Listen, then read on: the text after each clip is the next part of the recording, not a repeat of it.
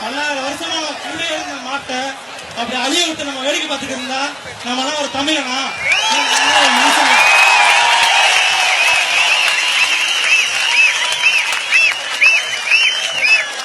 இந்த உலகத்துல தாய்ப்பால் குடிச்சு வளராத குழந்தை கூட இருக்கு.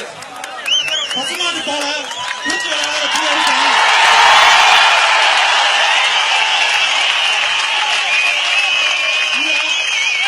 விவசாய நாடு விவசாய நாடுன்றாங்களே, அப்ப விவசாயத்துக்கு முக்கியத்துவம் கொடுத்தாலும் ஆகணும். அதை தவறின அரசுனா ஒரு அரசா?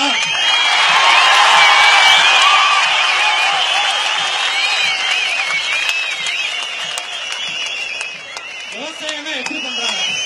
தண்ணி, இயற்கை விவசாயம் என்ன பண்ணுவாங்க? தண்ணி, மாட்டோட சாணத்தை போட்டு அவங்க வந்து இந்த மாதிரி விவசாயம் பண்றதை நம்ம பார்த்துருக்கோம். இப்ப செயற்கை உரத்தெல்லாம் போட்டு மண்ணை சாகடிச்சிட்டோம். இப்ப கொஞ்சம் கொஞ்சமா நம்ம ஜல்லிக்கட்டுன்னு சொல்லி மாட்டையும் சாகடிக்கிறோம். இப்ப தண்ணிக்காக நம்ம பக்கத்து மாநிலத்தை போய் கெஞ்சிக்கு இருக்கோம். இப்ப விவசாயம் பார்க்க முடியாம தண்ணி இல்லாம விவசாயி இப்ப கடல்ல செத்துக்கு இருக்கா. இதுக்கெல்லாம் நீங்க என்ன பதில் சொல்ல போறீங்க?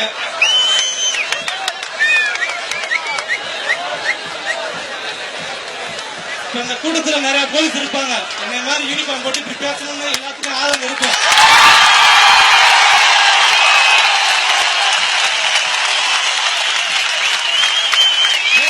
பார்த்துட்டு வீட்டுல போய் நல்லா வந்து தூங்காம எத்தனையோ பேரு இன்னமும் கூட்டத்திலே இருக்காங்க.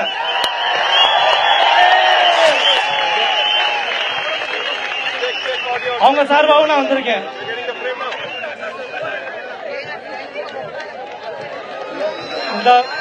இது வரைக்கும் எந்த ஒரு போராட்டத்திலையும் போலீஸ் இப்படி கலந்துட்டது இல்ல, நான் ஒத்துக்கிறேன்.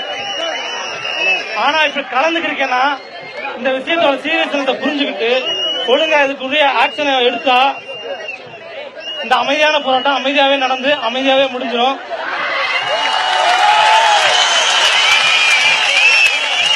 இந்த மண்ணை தான் காந்தி முறந்தாரு, இந்த மண்ணை தான் நேதாஜி முறந்தாரு. நான் வச்சுக்கோ,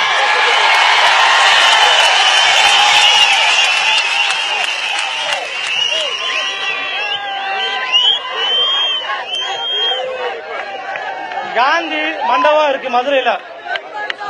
அந்த மண்டபம் இருக்கிற நாங்களே இவ்வளவு அறவழியில போராடுறோமே, காந்தி பிறந்த மண்ணுன்னு சொல்லி நீ போய் ஓட்டு கேட்டையே, உனக்கு அது தெரியலையா? இல்ல நான் கேட்கிறேன் மோடிய, காந்தி பிறந்த மண்ணுக்காரன்றாங்க.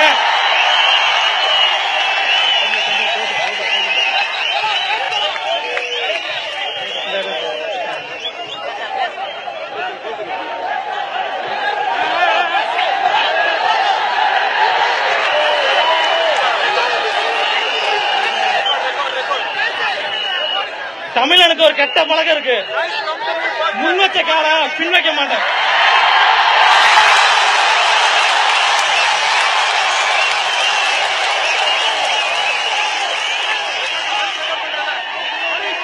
வந்து பேசிட்டு அதிகாரி பார்த்து பயந்துட்டு அப்படியே ஓடி நினைச்சுன்னா வரல.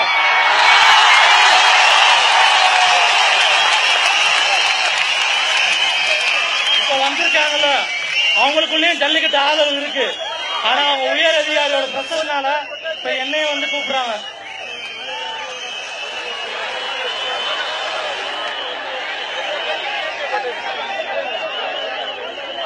என் சொந்த ஊரு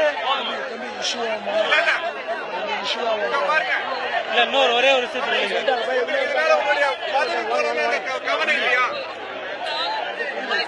சொல்லுவாங்க.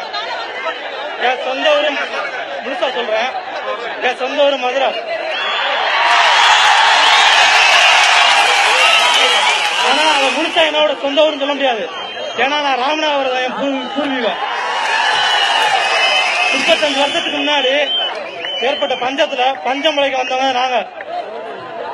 விவசாய நாட்டுல இப்ப ஒரு மாவட்டத்துல இருந்து இன்னொரு மாவட்டத்துக்கு பஞ்சம் முளைக்க போறாங்கன்னா இப்ப இருக்க காலகட்டத்துல தமிழ்நாட்டை விட்டு என்ன அமெரிக்காவுக்கு போய் பஞ்சம் முளைக்க போக முடியும்?